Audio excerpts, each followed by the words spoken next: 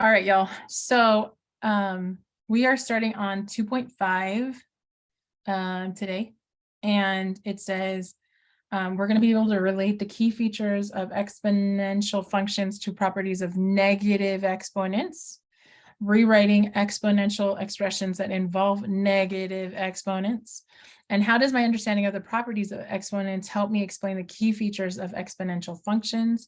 And how does my understanding of the properties of exponents help me rewrite exponential expressions that contain negative exponents?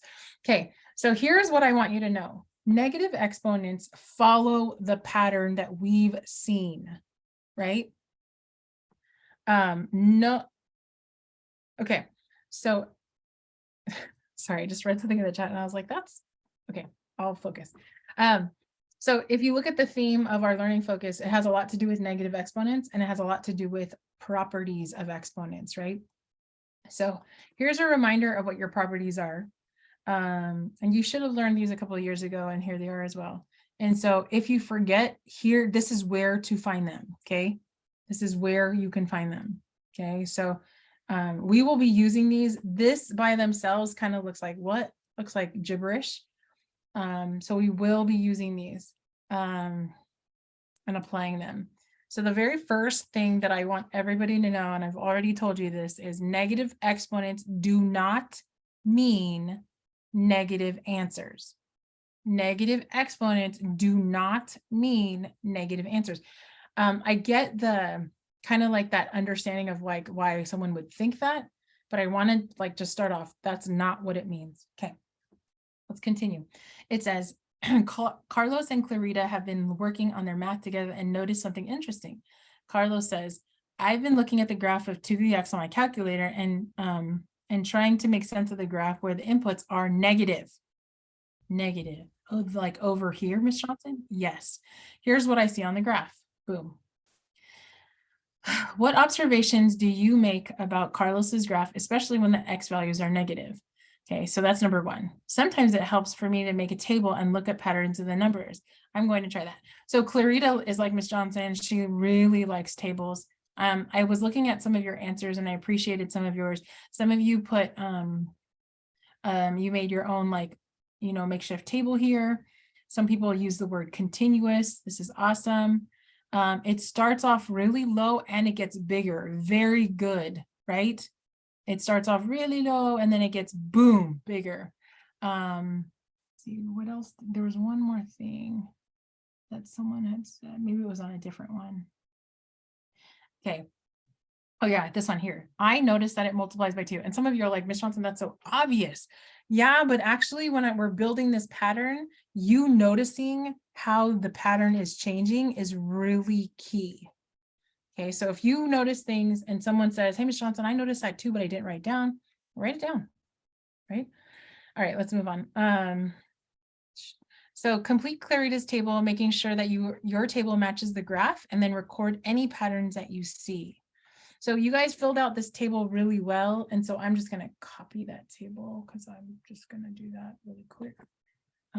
Catch up on my iPad. So let's see, this person wrote, I noticed that it divides by 2. Wait a second. I thought someone said that it multiplies by 2. What is this dividing by 2 business? What? So let's read. I noticed that it divides by 2. I also noticed that the denominator seems to be like the whole numbers. Oh, the denominator. Oh, it's like these guys over here. Yes, very good. So let me copy this really quick so that we have record. I could just snip it, but I'm just going to fill it in just so it takes up less space on my page. Okay, so -1 would be 1/2, and then 1/4, 1/8, and 1/16. Very good. I really like this dividing by 2 business. That's a really good noticing. Very awesome. If you don't have that written down, it's okay to write your neighbor's stuff down. It's not okay to do that during a test, but it's okay to do that right now because we're working on this understanding. Okay, so moving on. So here's what I think is really strange. Let's look at the graph of 1/2 to the x. 1/2 to the x. Okay, so this is 1/2 to the x. And this is 2 to the x. You guys all see 1/2 to the x. This is 2 to the x. You guys all see it? Okay, compare the graphs of 1/2 to the x and 2 to the x. What are the similarities and what are the differences? Whenever they say to compare something, I'm always going to compare it on the same graph because that just makes my little brain have to work less and then I don't have to flip back and forth. Notice here when you're entering 1/2 to the x on a calculator, please put parentheses because exponents can only see whatever's directly in front of them, right? So these are those two functions together, right? So here we have this whole thing right here and this right here. And then I looked again at your answers and I really liked some of them and we only have a couple. So if you don't have this down, that's okay. They both have half in their graphs. That's an interesting notice. I agree. They both have halves. Someone said similarity is how they both have half, but they start different at G and F, and then they were going to finish. Someone else says, I noticed that they're being halved, which is using the number 2 and being multiplied. Very good. So someone notices, I see this 2 right here, Miss Johnson, and I see this 2 right here. Very good.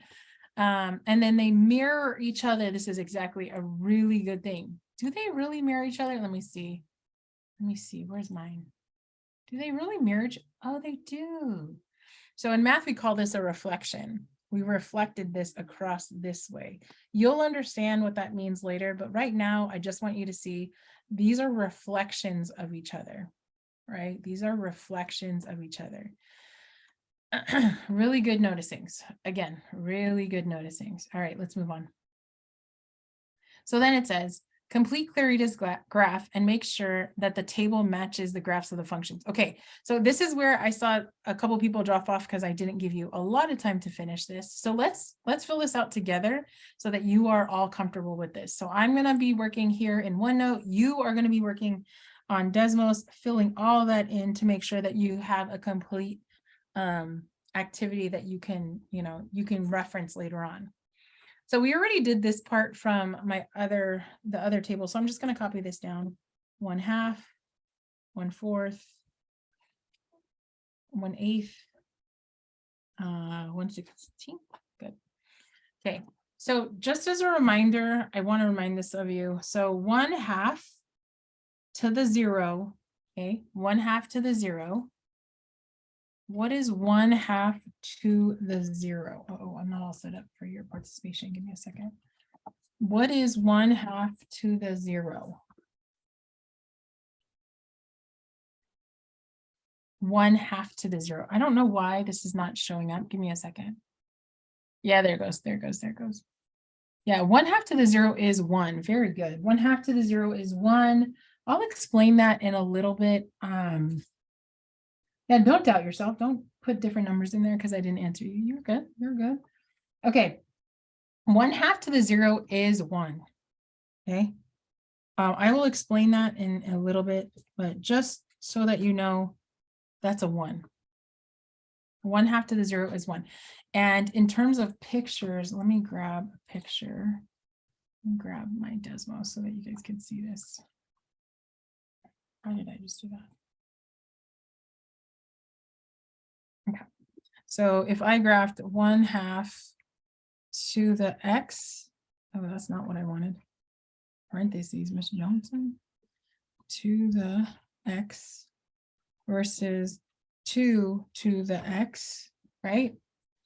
If you look at these, it's 0, both of them cross at the function right there at 0, 1. That's why their point together is 0, 1. Okay. So the next thing that I want to do is I want to now start plugging things in. If you are wondering how Ms. Johnson does exponents, I go back to the definition every single time. Okay, so if I'm looking for, let's do this one, 1/2 to the first.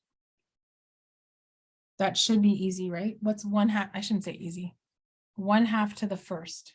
What is 1/2 to the first?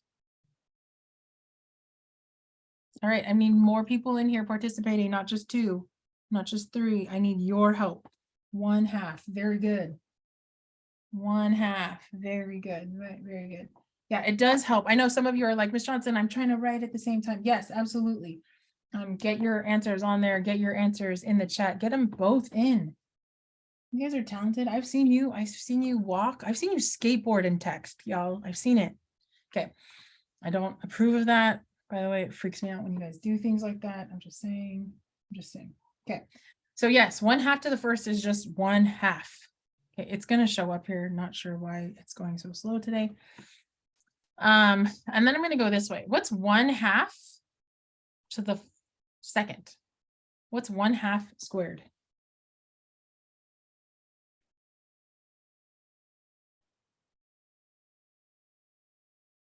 Yeah, it's 1/4. Ms. Johnson, why is it 1/4? Okay, definition. Definition of exponents goes like this. 1/2 times 1/2, right? 2 squared just means 2 times 2. 2 squared means 2 times 2. So that means 1/2 squared is just 1/2 times 1/2. Does that make sense? 1/2 times 1/2. Alfred is already giving me the rest of the answers. Check his answers, you guys. Oh, Noah, nice. Noah did this. I will grab this in the chat because I like how you did this. Let me grab this quick. Nice, Noah. Who said we can't do math in the chat? Always doing math in the chat, y'all. Here you go. So this is how Noah represents Miss Johnson. Hey, Miss Johnson, this is how Noah figured out that it 1/2 squared is 1 to the 1/4, right? I'm always going to go back to definition because if some of you are like, do I square the 1? Do I square the 2? Yes, right? I'm always going to go back to my definition. Very good. Okay. Can you just take a second to fill out this, and then we'll meet back in just a second. I'm going to give people credit from the chat. And I'm also noticing that some of my friends, I need you to participate. You need you to participate.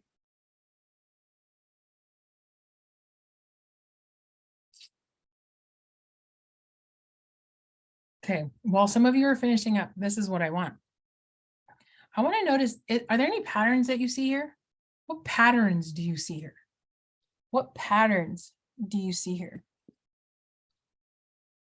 Yes, I see a ×2 pattern, exactly. Kind of. They're not really called opposites, but I know what you mean. I know what you mean. Someone said, Miss Johnson, they look like they're opposites. Do you guys all know what they mean by it's opposites? Yeah. Reversed, kind of. Yes, I'll take that. So yes, swapped is a good word. There's a word that I used earlier. Yes, flipped is another good word. There's a word that I used earlier, y'all. I used it earlier. Starts with an R. No, not reflect. Sorry. This is before the video we even saw. Yes, reciprocal. Very good. A reciprocal.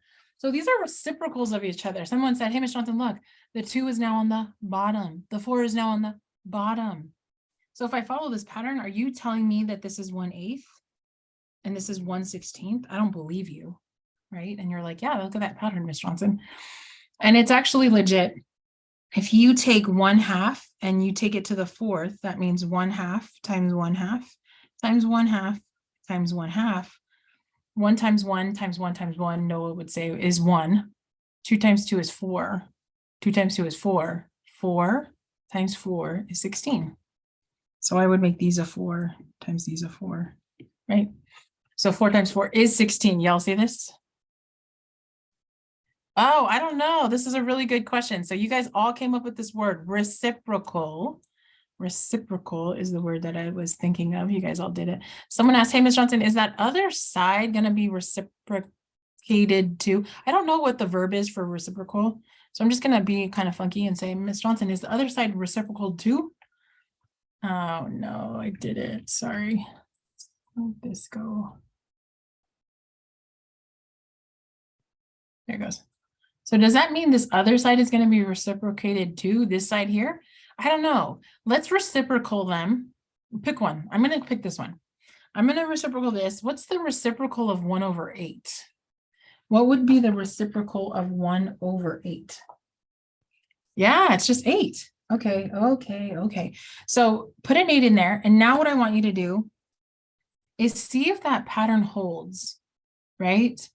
So let me see. You guys told me going this way, I'm just multiplying by 1/2, right? I'm multiplying by 1/2. So multiply by 1/2, I get it. 1/8. Multiply by 1/2. Am I going the wrong way? Yes, sorry. This way, I'm multiplying by 1/2. This way, I'm multiplying by 2. So if I multiply 1 by 2, I get 2. If I multiply 2 by 2, then I get 4. If I multiply 4 by 2, I get 8. Yeah, this does work, you guys. Your whole goal is to figure out what the heck a negative exponent does to my thing. That is your goal, okay? So some of you have already figured it out in small, tiny ways that you've already kind of mentioned already, okay? But that's your whole goal. Remember, our whole goal is up here. I'll read it again. Relate the key features of exponential functions to the properties of negatives. We need to know what these negative exponents do. So if this was like, I don't know, some kind of one of those mystery shows, I'm trying to figure out what the heck this negative exponent is doing to my function.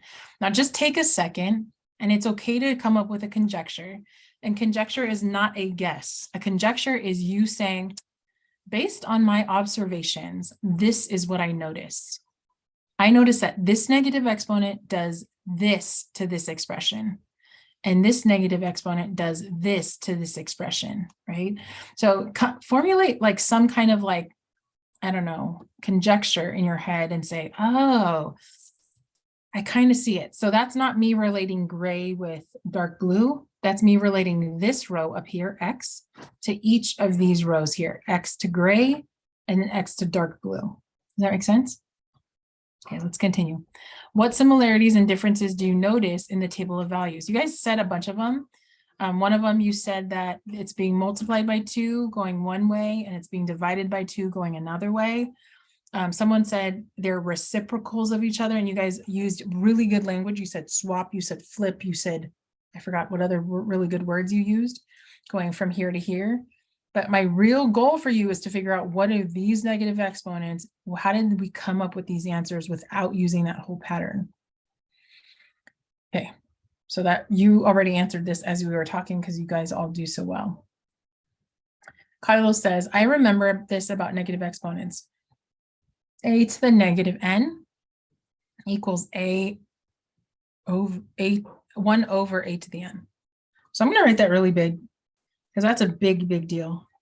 Write it really big with me on your paper, on your something. Again, if I was a student, this would be at the very top of my homework paper because this is the one thing that I was supposed to get, right? Okay, so negative exponents should always have a twin, an equivalent expression that is written with a positive exponents.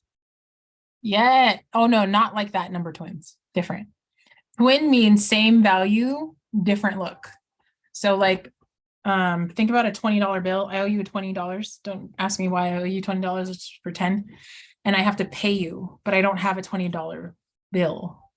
Is that the only way that I can pay you? And you're like, no, Ms. Johnson, you can pay me another way. Very good.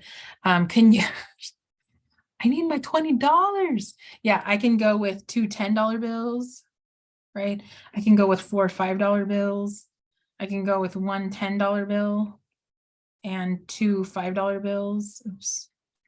Right? I have all these different ways of paying you $20. These are what they would call twins, right? Twin. It's an equivalent expression. So these are all equivalents.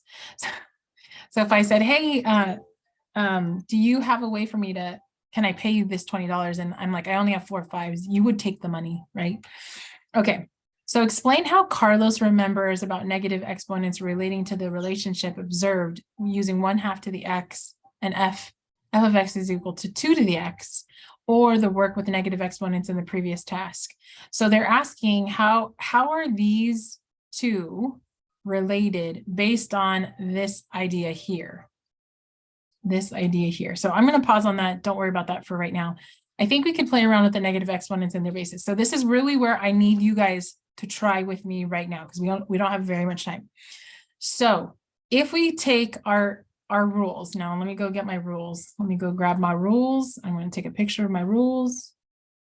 Where is my little picture guy? Here he is.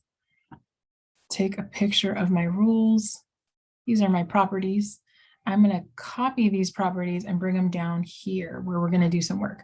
Now, again, this is what I would put across the top of my paper just so that I can use them. Okay, so this one here says try the multiplication rule for a to the m times a to the n is equal to a to the m plus n to these expressions. Okay, so an example of this, just so that we're all on the same page, is like this. 3 to the 4th times 3 to the 3rd, right? And so you're like, Michelle, like what? So 3 to the 4th literally means this: 3 times 3 times 3 times 3 times, right? What does 3 to the 3rd mean? What does 3 to the 3rd mean?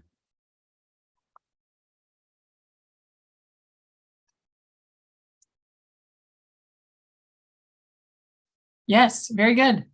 Yes, yes, yes. Someone says 3 times 3 times 3. Very good. So this guy is this guy. This guy is this guy. Yes.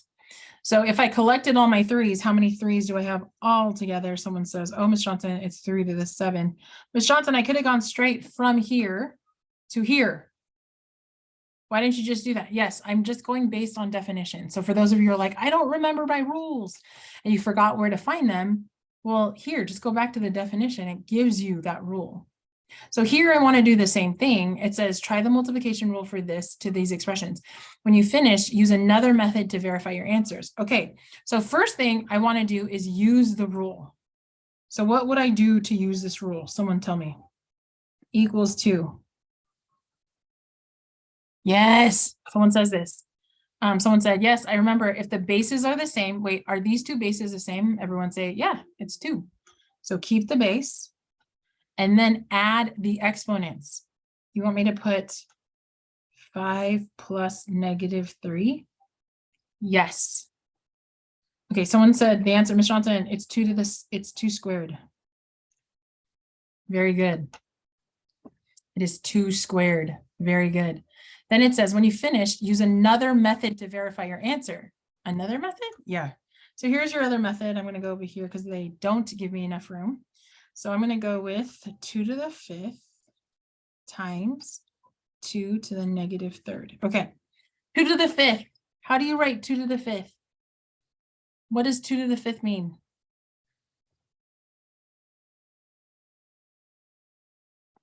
Yes.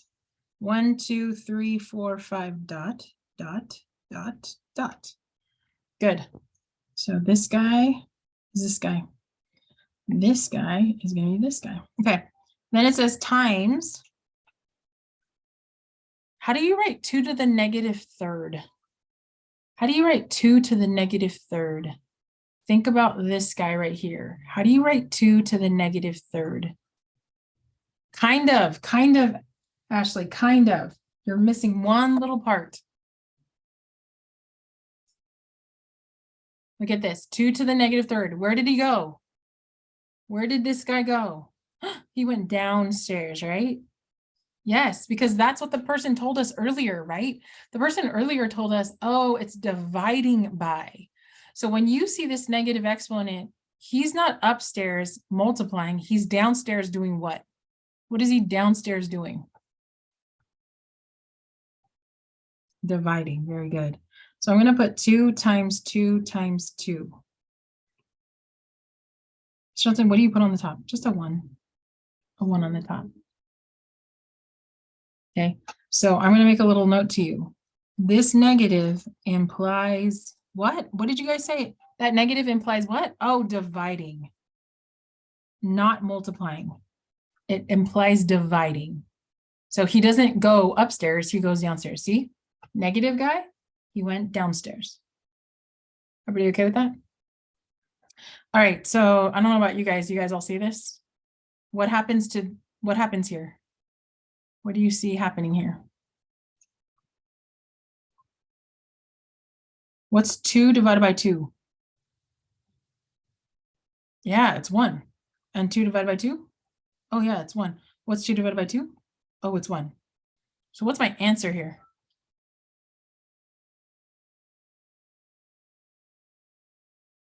What's left after I divide all those 2's out?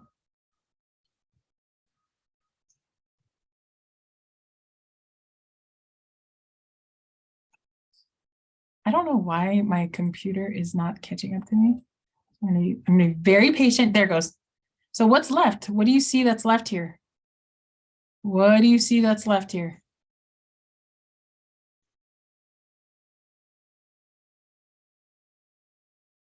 Yes, how many 2's? Very good. How many 2's? 2 2's. Namely 2 squared. And you're like, Miss Johnson, that's what we got all the way over there. It's the same. Here and here, it's the same. Yes, you're supposed to get the same answer, right? Okay, so here's the work that I need you to do, and we will finish the next time we see each other. I need you to finish B, A, B, A, and B. Good. You should be now okay with doing our exit ticket, which is all the way up here. Nope, one more. Oh no, I didn't put the exit ticket down there. Darn. Hold on. Let me find your exit ticket really quick. And here's your exit ticket. Explain why raising a positive number to a negative power doesn't result in a negative answer. Okay, so you are able to do your exit ticket for today. The biggest thing that I wanted you get today was this. And someone said it really early on in their Desmo. So whoever said that, awesome. When I have a negative exponent, it just means I'm dividing by that many powers. Does that make sense? Some of you are like, Ms. Johnson, do I have to write these all out? No.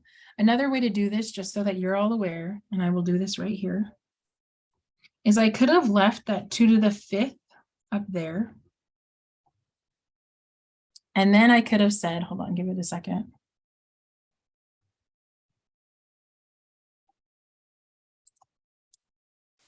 Now, sorry, I always do that. No, don't. It just canceled. Okay. I don't know why it does that. Ugh. Give me a second.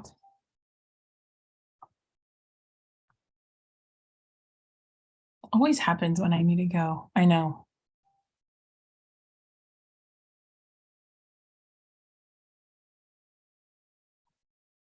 It's like watching a pot boil, guys. Have you ever done that? You have? Really? It takes forever. On. Okay, so sorry. So it's 2 to the 5th.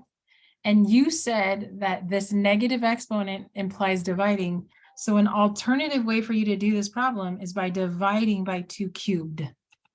By dividing by 2 cubed. Do you guys all see that? So then you can use this rule right here. Right here. It says if the bases are the same and you're dividing, what do you do with your exponents? What does it say to do? Oh, you just want me to subtract them? Yeah. So 2 to the 5 minus 3, which is just 2 squared.